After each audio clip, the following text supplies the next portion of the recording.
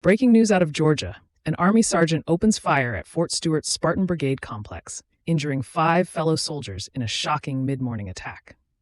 Just before 11 a.m. local time, an active duty soldier took a weapon and turned it on his fellow soldiers, shooting and wounding 5 of them. Now, the entire facility was sent into lockdown, soldiers there running to take cover. Now, all 5 of those wounded soldiers were sent to hospital. 3 of them have had surgery and all are expected to make a full recovery. The US Army has now identified the soldier as Army Sergeant 28-year-old Quornelius Radford. The shooter, identified as Sergeant Quornelius Radford, reportedly used a personal 9mm Glock handgun against his co-workers, igniting chaos in the 2nd Armored Brigade combat team area. Authorities say the attack started after Radford followed a co-worker to a maintenance area, shooting him in the chest before targeting 4 others, though the motive remains unclear. At 10:56 a.m., law enforcement rushed to the scene, prompting an immediate lockdown across Fort Stewart and nearby schools as emergency teams treated the wounded soldiers. By 11:35 a.m., quick-thinking fellow soldiers subdued and apprehended Radford, preventing further bloodshed before police took him into custody.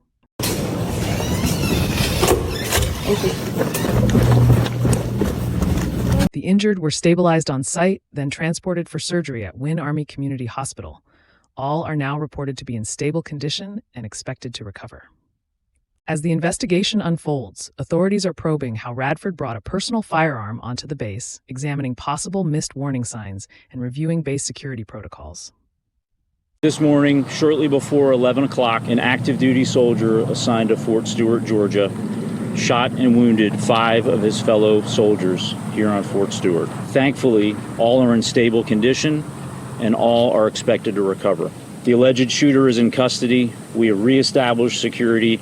I have lifted all lockdown measures on Fort Stewart, and there is... With local and national leaders expressing support, the Army and FBI vow a thorough investigation, while Fort Stewart strengthens support for its community in the aftermath. Subscribe so you don't miss tomorrow's events.